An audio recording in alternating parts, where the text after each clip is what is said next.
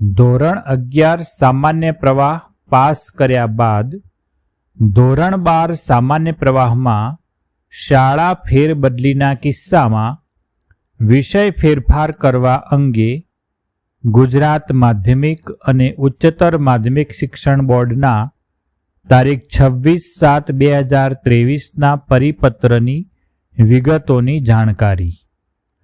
ગુજરાત માધ્યમિક અને ઉચ્ચતર માધ્યમિક શિક્ષણ બોર્ડની માન્યતા ધરાવતી રાજ્યની ઉચ્ચતર માધ્યમિક શાળાઓમાં ધોરણ 11 સામાન્ય પ્રવાહમાં ઉત્તીર્ણ થયા બાદ કોઈ કારણસર વિદ્યાર્થી ધોરણ 12 સામાન્ય પ્રવાહમાં અન્ય શાળામાં પ્રવેશ મેળવે અને એ શાળામાં ચાલતા વિષયો વિદ્યાર્થીએ ધોરણ 11 સામાન્ય પ્રવાહમાં રાખેલ વિષયો કરતાં અલગ હોય તો વિદ્યાર્થી ધોરણ 12 સામાન્ય પ્રવાહના બોર્ડના વિષય માળખાના ગ્રુપ 3માં એક વિષય અને ગ્રુપ 4માં એક વિષય ધોરણ 12 સામાન્ય પ્રવાહમાં નીચે દર્શાવેલ શરતોને આધીન બદલી શકશે.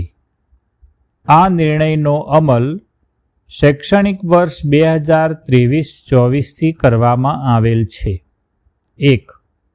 ધોરણ 11 સામાન્ય પ્રવાહ ઉત્તીર્ણ કર્યા બાદ વિદ્યાર્થી ધોરણ 12 સામાન્ય પ્રવાહમાં જે શાળામાં પ્રવેશ મેળવે તે શાળામાં ઉક્ત વિદ્યાર્થીએ ધોરણ 11 સામાન્ય પ્રવાહમાં રાખેલ વિષય કરતાં અન્ય વિષય ચાલતો હોય તો તે શાળામાં જે તે વિષયના શિક્ષક હોવા જોઈએ અથવા તે શાળામાં તે વિષય ભણાવવાની વ્યવસ્થા હોવી જોઈએ.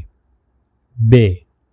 વિદ્યાર્થીએ ધોરણ 11 સામાન્ય પ્રવાહમાં પસંદ કરેલ ગ્રુપ 3ના વિષયો પૈકી માત્ર એક જ વિષય ધોરણ 12 સામાન્ય પ્રવાહમાં બદલી શકશે.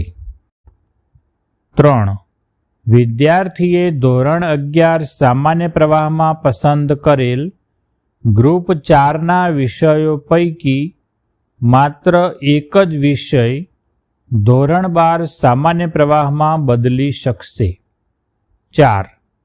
વિદ્યાર્થીએ વાલીએ ઉક્ત વિષયની તૈયારી પોતાની જાતે કરશે તેવી બાંહેધરી આપવાની રહેશે.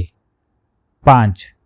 શાળાએ ઉક્ત બાબતની દરખાસ્ત જિલ્લા શિક્ષણાધિકારીશ્રીને મોકલીને તેઓની મંજૂરી મેળવવાની રહેશે. 6. શાળા ફેરબદલીના કારણે ધોરણ 12 સામાન્ય પ્રવાહમાં વિષય બદલવા અંગેની તમામ કાર્યવાહી મોડામાં મોડી 31 ઓગસ્ટ સુધીમાં દર વર્ષે પૂર્ણ કરવાની રહેશે. વિદ્યાર્થી ધોરણ 11 સામાન્ય પ્રવાહ ઉત્તીર્ણ કર્યા બાદ કોઈ કારણસર અન્ય શાળામાં ધોરણ 12 સામાન્ય પ્રવાહમાં પ્રવેશ મેળવે તેવા કિસ્સામાં ઉક્ત પત્રમાં દર્શાવ્યા મુજબની વિગતો ધ્યાને લઈને વિષય બદલવા અંગેની કાર્યવાહી કરવાની રહેશે. ધોરણ 12 સામાન્ય પ્રવાહનું વિષય માળખું આ સાથે સામેલ છે.